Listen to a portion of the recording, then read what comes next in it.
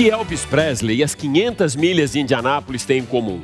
Muito simples. O rei do rock and roll amava os carros, amava corridas e o maior templo do automobilismo norte-americano consagra os reis da velocidade.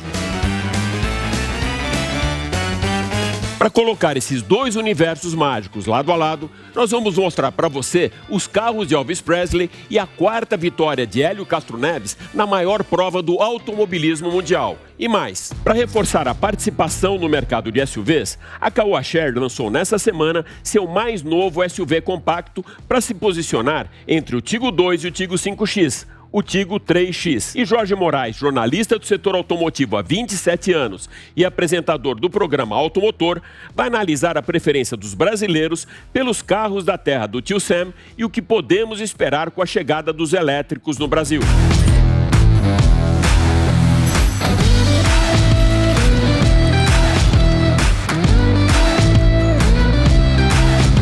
O percentual de biodiesel no óleo diesel tem sido motivo de inúmeras reclamações das transportadoras, postos de combustíveis e das próprias entidades do setor.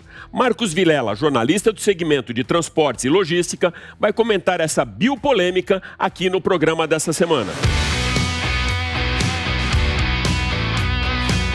Eu sou Alex Rufo e tudo isso e muito mais você vai acompanhar agora comigo nesses próximos 30 minutos aqui no Máquinas na Pan. Lembrando que agora você também pode acompanhar o nosso programa em vídeo pelo canal Jovem Pan News, Jovem Pan Esportes e pela Panflix. Então se ajeita bem aí no cockpit e aperte o cinto, porque o Máquinas na Pan dessa semana está só começando. Máquinas na Pan.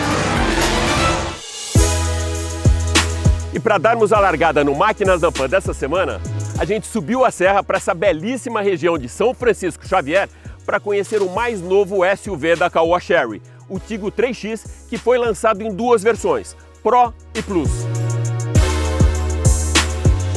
Na parte frontal, um dos maiores destaques do design do carro, essa nova grade que inaugura um novo DNA, uma assinatura bem marcante para o Tiggo 3X. O sistema DRL está um pouco mais alto, as luzes são de LED em altíssima tecnologia. Na lateral também, mudanças na linha aerodinâmica do carro, que se alonga até a parte traseira e que traz duas grandes mudanças, um para-choque novo e dois escapamentos falsos, mas que dá mais robustez e mais amplitude na largura do carro. Bom, então agora a gente começa o teste dinâmico do novo Tiggo 3X. O carro vem para se posicionar entre o Tiggo 2, na verdade a mesma plataforma do Tiggo 2, só que totalmente restilizado. É um outro carro, é um outro compacto, né? Um SUV compacto e um pouquinho abaixo do 5X. Ele é extremamente ergométrico, o banco é muito bom, você realmente está dentro de um cockpit com muito conforto. A suspensão também, ela foi redesenhada, tem uma outra calibração, é bem suave. A direção é eletrônica, o que facilita muito, não só quando você está na estrada, mas principalmente quando você está no estacionamento, quando vai fazer uma manobra, ela fica bem suave e com todos os controles à mão. Praticamente você tem o gerenciamento do carro através do próprio volante, um novo sistema multimídia também, uma bela tela, você consegue fazer o espelhamento tanto do celular sendo um Apple ou sendo um Android, ou seja, ele tem os dois sistemas Apple CarPlay e Android Auto. O espaço interno é muito bom, tanto para quem está nos bancos da frente como para os passageiros. Um bom porta-mala também, que a gente até falava que hoje os SUVs têm a preferência das mulheres, que se preocupam muito com bagagem, com as coisas dos filhos, com as compras. 420 litros. E com revestimento, você não vê nenhum material de baixa qualidade. Ele é muito bem revestido, como se fosse um alinhamento de campanha, praticamente para o interno, para o lado interior do carro. A gente fala muito de eficiência energética, de downsize de motores, e esse aqui ele tem uma adequação perfeita com um motor 1.0 de 3 cilindros, e muito bem equilibrado. Ele não causa vibração, todo o sistema dele de coxins foi muito bem desenhado, que acaba não provocando vibração. E também um excelente isolamento acústico. Você não percebe as irregularidades do terreno e mesmo o ruído do motor, ele não invade a cabine. Então ele é muito silencioso. Quando a gente fala de pacote tecnológico, uma coisa que eu acho bem legal na hora de avaliar é o quanto essa tecnologia ela trabalha pró-segurança. O Tigo 3X, ele tem controle de estabilidade e também controle de tração, mas com um novo sistema da Bosch, que é o 9.3, que também sofreu uma recalibração. É um novo software muito mais dinâmico, muito mais ágil, com respostas muito mais rápidas para o condutor. Então todo esse gerenciamento eletrônico pró-segurança também foi reformulado. Um outro detalhe muito importante para a segurança: você tem sensores tanto da pressão do pneu quanto a temperatura. Isso é uma coisa bem legal para você monitorar quando começa a baixar a pressão, para você não ficar com o pneu totalmente flat na estrada e ter que procurar um posto. Você consegue monitorar antes e prever uma parada, né, para você fazer a recalibração. O motor é 1.0 turbo. Ele tem um alto torque em baixa rotação, o que é muito conveniente, principalmente para uma cidade como São Paulo, que você fica a maior parte do tempo no trânsito e você tem que fazer uma retomada de velocidade, ou quando você está na estrada e precisa fazer uma ultrapassagem. Então isso também traz mais segurança e muito mais conforto para o motorista. São 102 cavalos e ele atinge o torque máximo a 2.000 giros e chega a 17,1 kgf. É isso aí, já saindo dessa belíssima região de São Francisco Xavier, o nosso test drive fica por aqui. Espero que você tenha curtido.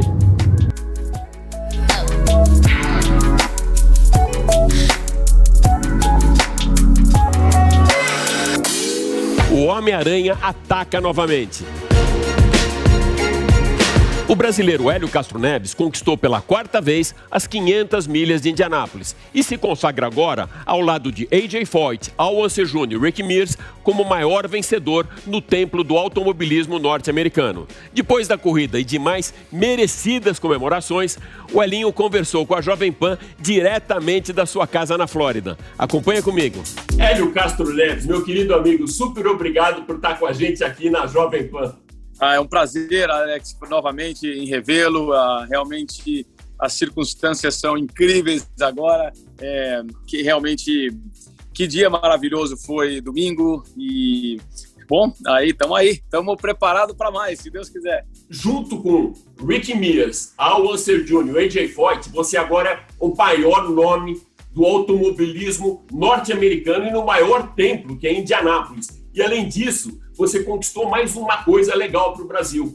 Agora são 8 títulos que o Brasil tem. A gente tinha 2 com o Emerson, 1 com o Gil e 1 com o Tony. E agora só ficamos atrás dos Estados Unidos. Você está muito grande, cara. Já caiu a ficha?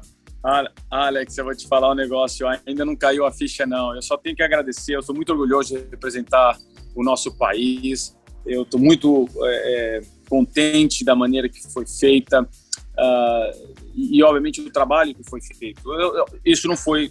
Eu sou simplesmente uma peça de várias que para ganhar em Indianápolis que tem que acontecer e tem que dar certo. Então eu fico muito contente por todas essas situações terem se encontrado de uma maneira bem bacana. E não só isso, foi a primeira vitória depois que eu saí da Penske. Então, quer dizer, praticamente eu me senti, como se diz, eu construí essa foi realmente construída do nada. Então, parabéns pela equipe, o Meyer Shank Racing, o Mike, que é o dono da equipe, e o Jim, que é que também é sócio da equipe. Então, assim, simplesmente, eles me prometeram que iam me dar um carro bom, e cumpriram, então foi muito legal. Esse ano aqui você participou de 2 provas do automobilismo no cenário mundial e venceu as 2, né? 2 provas que, parte desse contexto, elas são muito grandes também, as 24 horas da Daytona e agora as 500 milhas de Indianápolis. Quando passar a comemoração, a gente pode esperar um novo ataque do Homem-Aranha? Eu estava até perguntando, Le Mans está chegando aí. Eu falei, me dá um carro em Le Mans que a gente também já resolve essa situação toda. Hélio, aproveitando que a gente falou de Homem-Aranha, como nasceu a história do Homem-Aranha? Olha, foi uma situação muito engraçada, interessante. Eu estava muito contente, eu venci a minha primeira prova em Detroit no ano de 2000, e quando eu era para eu ter ido para a área do pódio, e eu praticamente errei, acabei indo para a linha de chegada, não sei porquê, acho que foi um erro, né? Não prestei atenção na reunião dos pilotos aonde é que tinha que ir. Então, quando eu olhei para a minha esquerda assim, estava o público indo à loucura. Aí eu decidi sair do carro e pular no alambrado, e acabou ficando uma marca, quando vem espontânea, quando é uma marca de uma maneira que do coração, sem planos, realmente fica marcado. E eu fico contente de ter feito isso de uma maneira espontânea. Bem legal, Elinho. A gente já viu várias provas da Indy, das 500 milhas, onde nas 3 últimas voltas, 2 até na última volta, na última curva da última volta, quem está na frente é ultrapassado. Como que você conseguiu manter a concentração? Certamente você estava com isso na cabeça também, para conseguir manter uma distância para o Alex e vencer a corrida. Olha, a corrida inteira foi calculada, né? O meu carro estava muito bom em tráfego, eu estava muito confiante nesse sentido. Eu tinha um pouco de receio com os pitstops, mas eles realmente surpreenderam, porque na hora que eu precisei de todos os pitstops, eles não cometeram erro nenhum. Então, eu fui olhando cada competidor que eu tinha que correr, e eu notei que tinha vários muito rápidos, inclusive o Palou era um deles, né? O Alex estava muito forte, o Colton Herta também estava muito forte, o Hunter Ray, enfim. Quem não me assustava era o Conor dele, e, para te falar a verdade, o Pato também, porque eu parecia que eu conseguia passar eles a hora que eu bem entendesse. A partir do momento que nós estávamos aí nas últimas voltas, eu percebi que o carro do Palou estava muito forte sozinho, mas não era tão bom no tráfego. E foi quando eu olhei, muitos estavam se aproximando, falei, agora é a minha chance, porque é onde eu vou me sobressair. Eu não imaginava que ia chegar tão rápido na última volta, para te falar a verdade, mas eu achei isso lindo, porque eles não só me ajudaram, como também em termos em relação ao carro, mas eles também fizeram com que o ar turbulento ficasse pior para todo mundo atrás. Então isso foi a chave para poder levar a 4ª vitória. Elinho, você comentou que até para você foi uma vitória inusitada, mas com certeza você é um cara que corre com a faca no meio dos dentes. Em que momento da corrida que você falou, pô, vai dar para chegar, vai dar para ganhar mais essa? Olha, cada momento da corrida foi me dando uma oportunidade, uma esperança, né? A partir da largada, quando eu passei para 6º, aí eu vi que o carro estava bom. Depois que eu passei o Tony, eu falei, pô, meu carro tá bom. Aí depois dos pitstops, aí eu fui lá para frente, eu falei, olha, meu carro tá bom. Então não é que teve um momento chave, agora, não, foram situações que foram me mostrando e me dando cada vez mais confiança. A partir do momento que acho que eu passei o Conor dele por fora na curva 3, falei, ok, agora dá pra gente brincar, agora vamos lá, E foi legal, e foi muito bacana, porque a corrida inteira foi nesse sentido, né? Cada pit stop era com calma, mesmo que quando a gente caiu para 7º, 1 hora, não perdemos, não entramos em pânico, ninguém praticamente se assustou. Então foi incrível. Valeu, Hélio. Super obrigado por estar com a gente aqui na Jovem Pan, meu amigo. Valeu, galera. Valeu, Brasil. Valeu. Elvis has left the building. Os apaixonados pelo rei do rock and roll sabem que essa era a deixa para os fãs de Elvis Presley que o show tinha terminado, que já podiam sair correndo para a rua para tentar alcançar o seu ídolo.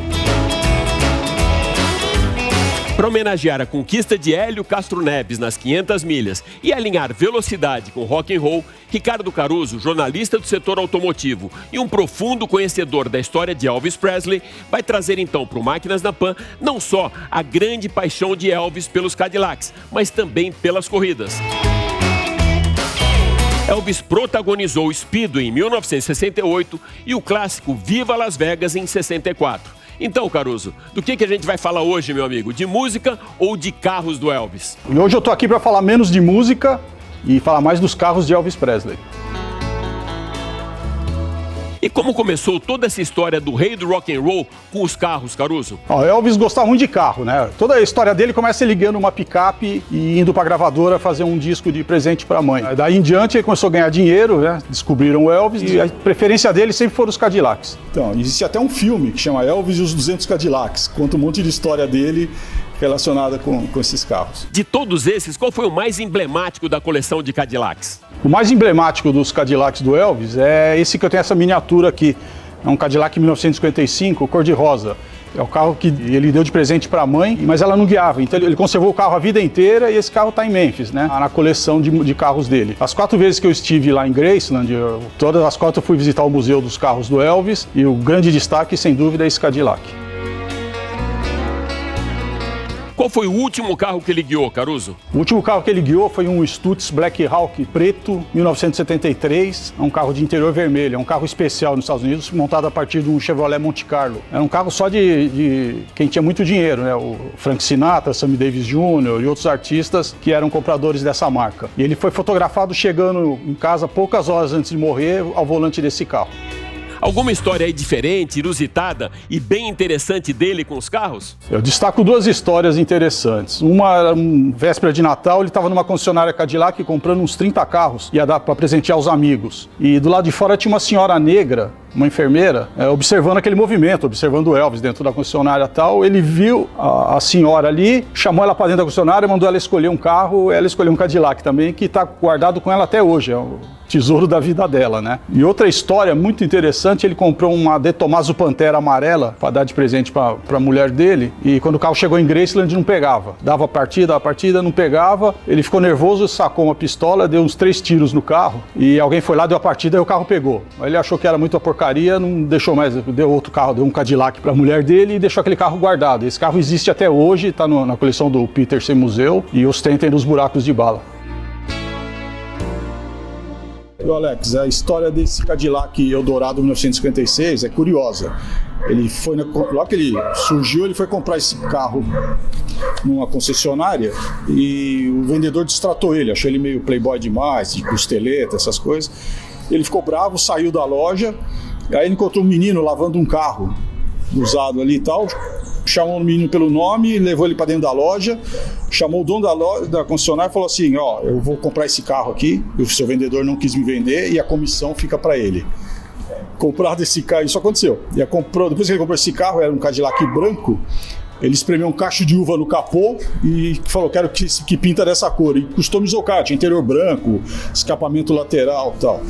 E esse carro se perdeu na vida. Em 1976 alguém achou num ferro velho, comprou e logo em seguida o Elvis morreu. Então o cara pagou $600 na sucata do carro, restaurou, já ofereceram $2 milhões para ele não aceitou vender e está exposto no museu junto com os outros carros do Elvis. E eu tive contato com o proprietário desse carro aqui há um tempo atrás. Ele me mandou algumas fotos do carro no ferro velho e me mandou a cópia da nota fiscal do carro assinada pelo próprio Elvis, que é essa que vocês estão vendo aqui. Então, a paixão do Elvis por Cadillac é uma coisa inexplicável. O cortejo fúnebre dele eram cerca de 40 Cadillacs brancos, todos brancos, e o carro fúnebre também era um Hearse Cadillac branco. Ele era um cara muito generoso e desprendido, não é isso mesmo, Caruso? Sim, o Elvis, ele era um cara que boa parte do que ele ganhou, ele doou para caridade. E não só em dinheiro, mas os carros também. Ele preservou poucos Cadillacs, ele usava e já dava de presente e presenteava quem ele queria com esses carros. Então, ele era meio maluco, ele deu carro para todo mundo, assim. Tinha um entorno dele que era a máfia de Memphis, que eram seguranças e funcionários. Cada um ganhou um carro, pessoas que ele gostava, ele dava o carro, o médico dele ganhou carro, o professor de karatê ganhou carro, todo mundo ganhava um carro dele. Fora os carros de corrida ou carros da coleção dele, ele tinha mais alguma paixão nas 4 ou 2 rodas? Ele tinha, qualquer coisa que tivesse motor agradava a ele. Então ele tinha bug, jeep, triciclo e muitas motocicletas. A predileta dele, claro, é a Harley Davidson. Inclusive tem uma foto que eu gosto muito, é ele parado numa esquina de Memphis, no farol, com uma garota na garupa, que era uma bailarina, que é muito emblemático, ele parado com a Harley numa esquina. E a garota faleceu 2, 3 meses depois de um acidente de carro, era uma bailarina de cabaré, amiga dele. Além dos Cadillacs e Harleys, mais alguma preferência do Elvis? Além de Harley e Cadillac, Alex, ele gostava muito do Mercedes, mas Mercedes Limousine, Pullman, não uma Mercedes qualquer, Rolls Royce, que ele chegou a ter 2, e outra história engraçada, ele teve um Messerschmitt, que é uma carlinga de avião para andar no chão, mas é muito pequeno, apertado, esquisito, tem a foto dele para vocês verem, e ele acabou tocando esse carro por um lote de roupas. Caruso, e essa sua coleção? Quando começou todas essas buscas pela memorabilia de Elvis? Alex, começou em 1967, eu tinha 10 anos de idade, descobri Elvis pela minha mãe, né? E aí fiquei maluco. Aí, pela profissão, viajei quase o mundo todo. Onde eu fui, eu trouxe alguma coisa do Elvis, comprei em leilões, tive contato com gente próxima dele e fiz um belo acervo que eu não deixo ninguém ver, mas para você e para Máquinas da Pan eu vou abrir uma exceção. É a primeira vez que eu estou mostrando a boa parte do meu acervo para vocês. Que privilégio, meu amigo. Então mostra pra gente alguma dessas peças da Fundação Caruso. Antes da gente começar a visita pelo acervo da Fundação Caruso, eu quero mostrar, por exemplo, essa jaqueta que foi usada pelos seguranças do Elvis no último show dele. A jaqueta original, a turnê chamava Elvis in Concert, é uma peça que eu comprei de um segurança dele direto. É bastante difícil, bastante rara hoje. Eu tenho 6 autógrafos do Elvis, que é uma coisa bastante difícil hoje em dia. Tem um autógrafo de um disco que eu comprei do Red West, que era o segurança dele. O Red contou que tinha vários discos e Elvis, de maldade, de sacanagem, ele autografou em cima do preto, da foto preta. Você só vê alguns riscos do autógrafo. Outro item interessante é essa foto dele na moto autografada, tem uma partitura autografada também. Então, nesse cenário aqui que a gente está gravando, essa estátua do Elvis ela é bastante rara, é difícil de encontrar. Essa miniatura do Cadillac cor-de-rosa é uma peça numerada de coleção, é uma peça hoje cotada em quase R$3.000. Além disso, eu tenho aqui um pedacinho de um lençol e de uma fronha do Elvis. Um item importante é esse pedaço do Sharp que ele jogou no último show dele, para a plateia. Eu tenho ainda a cópia da carta de motorista, tenho um carimbo de selo de primeiro dia de circulação. Em 1993 lançaram um selo em homenagem ao Elvis nos Estados Unidos, e tenho carimbo dele em Tupelo, que é onde ele nasceu, e em Graceland, que é onde ele vivia, né? E tenho ainda, muito legal, é um jogo de fotos originais do último show dele em Indianápolis, que foi em junho de 1977. Uma das minhas fotos preferidas do Elvis é essa dele dando autógrafo, ele andando de bicicleta e o menininho parado do lado, ele apoiando o caderninho de autógrafo na cabeça do garoto. Então, para finalizar, eu tenho aqui um ingresso de um show que ele faria no dia 16 de setembro de 1977 em Indiana, que é exatamente 30 dias após a sua morte. E está aqui, sem uso, guardado. Esse é um verdadeiro tesouro também. Aqui no Brasil, nós da geração dos anos 60 também éramos apaixonados por Cadillacs, música, muscle cars, séries de TV e da cultura pop dos Estados Unidos. E fãs de Elvis, claro. Fãs de Elvis e dos carros norte-americanos.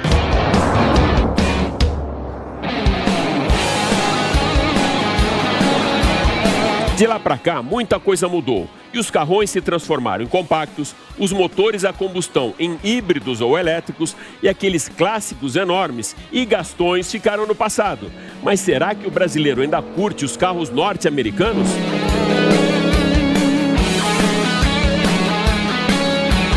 Para fazer essa análise, eu convidei Jorge Moraes do programa Automotor para participar do programa da semana. Jorge, pela sua vasta experiência de 27 anos no setor automotivo, você acha que esse processo de eletrificação vai alinhar mais uma vez o mercado brasileiro com os lançamentos dos Estados Unidos? Fala Alex, fala caronas, aqueles que me seguem que já me conhecem no @Jorge Moraes, no nosso canal do YouTube também, que tem meu nome, que acompanha o nosso trabalho no site, gente, eu no UOL, eu tô aqui, é um prazer falar com vocês, hein? E um prazer falar com você, Alex, e trazer um pouco da minha opinião. Será que a gente vai eletrificar esses dois países em termos de produtos da indústria automotiva? A gente quando vai buscar lá atrás na história o quanto não dá para remeter e lembrar de carrões como os muscle car, né? Isso aí de fato. E alguns SUVs, né, que a gente namorava, imagina. Lembra do Cherokee ou não? Do grande Cherokee também? De Explorer e tantos outros carros que já mandaram muito por aqui. Foram carros e sonhos de consumo. Tô achando que o Brasil está vivendo uma nova onda, eletrificando sim de alguma maneira. Onde eu digo,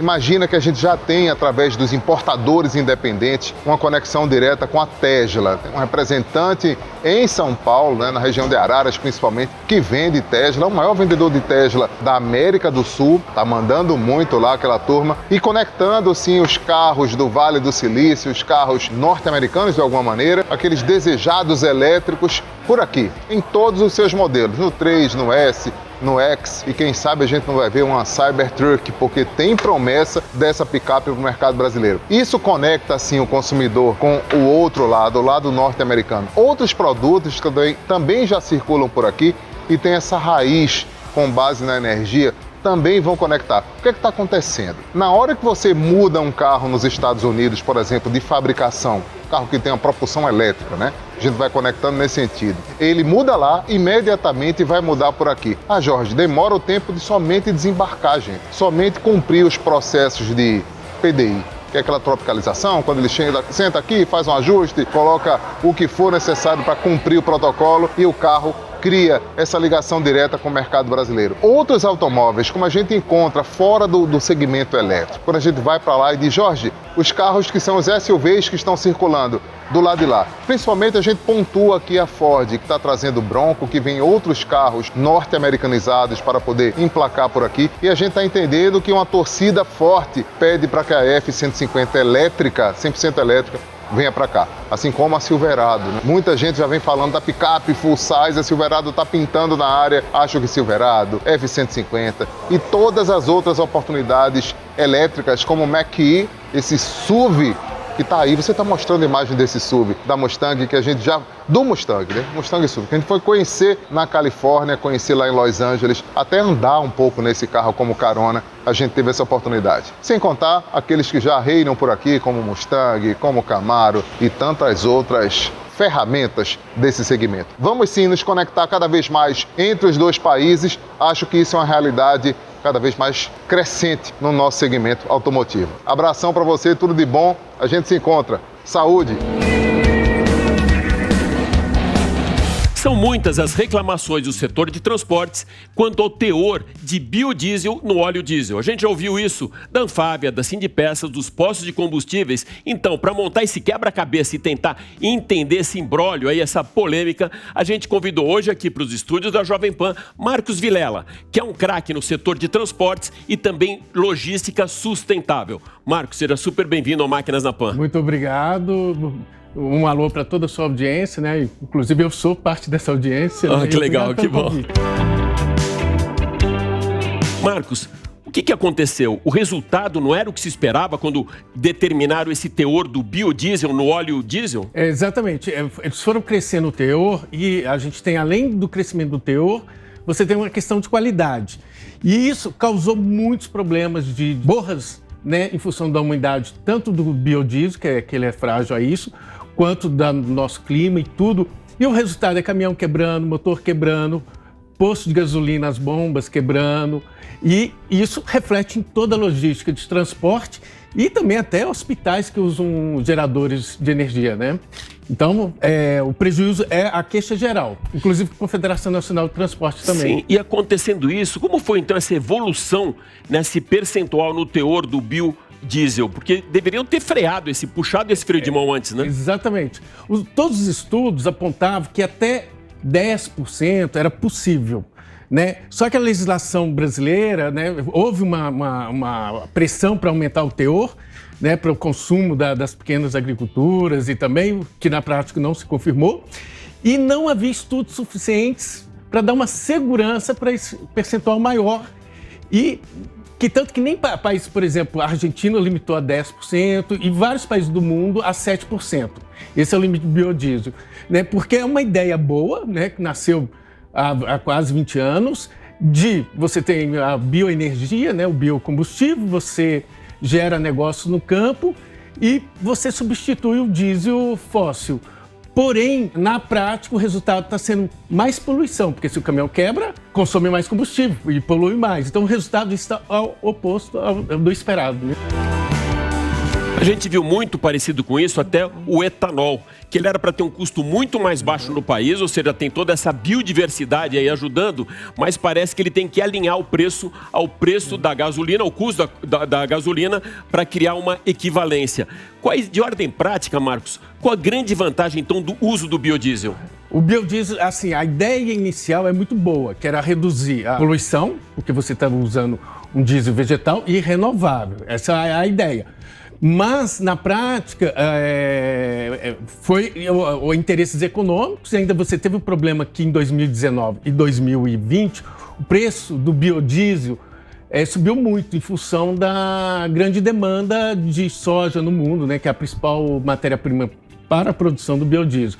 Isso fez o preço subir, chegaram até a reduzir um pouco o percentual, porém, pela legislação atual tem que estar em 13% e vai subindo 1% ao ano. E ano que vem, a gente ainda tem, ano que vem, em 2023, a gente ainda tem o Euro 6, que aqui a gente chama de P8, que torna essa questão mais polêmica ainda.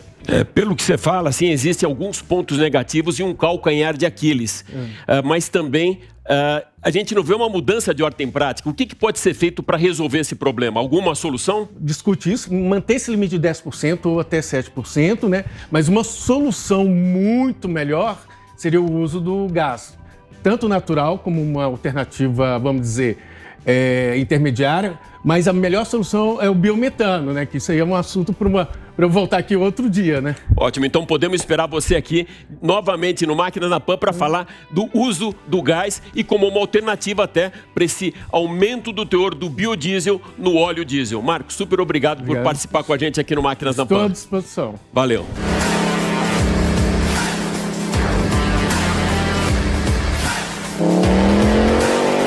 É isso aí. Espero que você tenha curtido o Máquinas na Pan dessa semana, que fica por aqui. Mas vale lembrar que agora você pode acompanhar toda a nossa programação em vídeo pelo canal Jovem Pan News, Jovem Pan Esportes e também pela Panflix. Super obrigado pela sua audiência e até a próxima. Valeu! Máquinas na Pan.